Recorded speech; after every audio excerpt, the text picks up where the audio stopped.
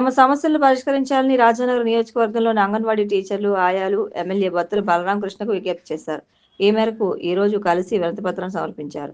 దీనిపై బలరామకృష్ణ సానుకూలంగా స్పందిస్తూ త్వరితగతిన సమస్యల పరిష్కారానికి చర్యలు తీసుకుంటానని హామీ ఇచ్చారు.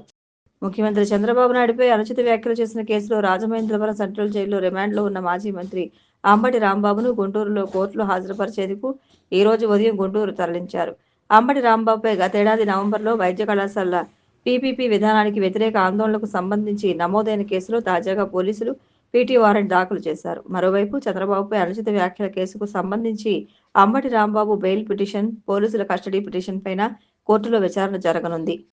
రాజమహేంద్రవరం రామకృష్ణ మిషన్ గిరిజన సంచార వైద్యశాల ఆధ్వర్యంలో రంపచోడవరం మండలం సిరిగందలపాడు నిర్వహించిన ప్రత్యేక వైద్య శిబిరంలో 300 మందికి వైద్య సేవలు అందించినట్లు రామకృష్ణ మిషన్ కార్యదర్శి స్వామి పరిజ్ఞానందజీ మహారాజ్ తెలిపారు. Doctor TV Subbarao, doctor Srinivas Rayudu, doctor I Rajesh Khanna ఈ శిబిరంలో వైద్య సేవలు అందించారు. ఈ శిబిరంలో 86 మందికి రక్త పరీక్షలు, 12 మందికి థైరాయిడ్ పరీక్షలు చేయగా 2కి ఈసీజీలు, 8 మందికి ఎక్స్రేలు, 12 మందికి ఫిజియోథెరపీ చేశారు. ప్రత్యేక వైద్య శిబిరంలో భాగంగా వేమగిరి పరమహంస యోగానంద కంటి ఆసుపత్రి సహకారంతో కంటి వైద్య శిబిరం నిర్వహించి 20 మందికి కంటి పరీక్షలు నిర్వహించారు. ఈ సందర్భంగా 30 మందికి కళ్ళజోళ్ళు పంపిణీ చేయాలని నిర్ణయించారు.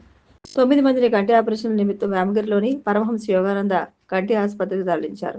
ఈ శిబిరానికి హాజరైన రోగులకు, వారి సహాయకులకు అన్నదానం చేశారు.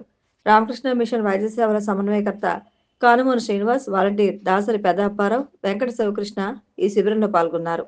ఫిబ్రవరి 12న కార్మిక సంఘాల బంద్కు రాజమహేంద్రవరం ఛాంబర్ ఆఫ్ కామర్స్ మద్దతు ప్రకటించింది. ఈ మేరకు ఈ రోజు జరిగిన కార్యవర్గ సమావేశంలో తీర్మానించారు. ఛాంబర్ అధ్యక్షుడు తవ్వ రాజా అధ్యక్షతన జరిగిన సమావేశంలో ఛాంబర్ కార్యదర్శి ఆకుల శ్రీనివాస్ కేంద్ర కార్మిక సంఘాల బంద్ అంశాన్ని ప్రస్తావించారు.